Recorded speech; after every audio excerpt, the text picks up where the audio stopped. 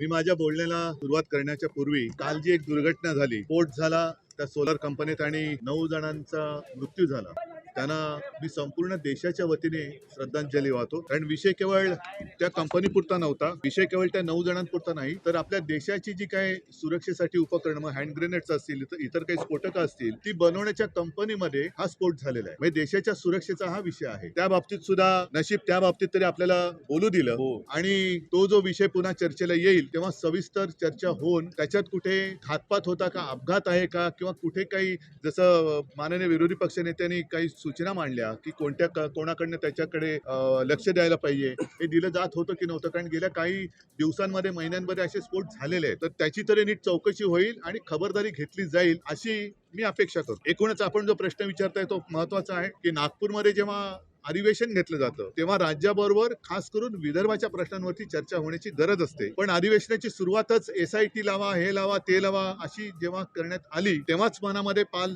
चुकचुकली होती, शंकेची पाल चुकचुकली की यांना हे अधिवेशन भरकटायचंय. मग आरोप समोरून झाल्यानंतर आमच्याकडे जी काय माहिती येते, तुमच्याकडे काय आल्यानंतर लगेच तुम्ही चौकशी लावता का?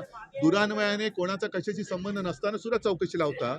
तर निदान आम्ही जे काही पुरावे तुमच्यासमोर मांडतो आहोत त्या पुराव्याची दखल घेऊन त्याची चौकशी करून मग उपमुख्यमंत्र्यांनी जर निवेदन केलं असतं तर बरं झालं असतं. बरं ठीक आहे, क्षणभर एक धरून चालू की भाई मी येताना सांगत होता की माननीय उपमुख्यमंत्र्यांनी सांगितलं की त्या कुटुंबाचा दाऊदशी काही संबंध नाही. ठीक आहे, मग तसंच सर्टिफिकेट ते उद्या इक्बाल मिर्चीला देणार आहेत का? कारण या अधिवेशनाची सुरुवात झाली तेव्हा नवाब मलिकांपासून झाली आणि आम्हाला आमचा ऊर अभिमानाने भरून आला होता की काय आमच्या राज्याला उपमुख्यमंत्री लाभलेत की सत्तेपुढे किंवा देशापुढे त्यांना सत्ता पण महत्वाची नको. जर नवाब मलिक तुमच्या सोबत राहणार असतील तर बाजूला म्हणजे मी आणि अंबादास बसलो तर अंबादासना सांगण्याच्या ऐवजी मीच अंबादासना पत्र लिहून देतोय आणि ते तुम्हाला सांगतोय. म्हणजे हा एक केवढा मोठा एक देशभक्तीचा ज्वलंत असा हा एक उदाहरण आहे.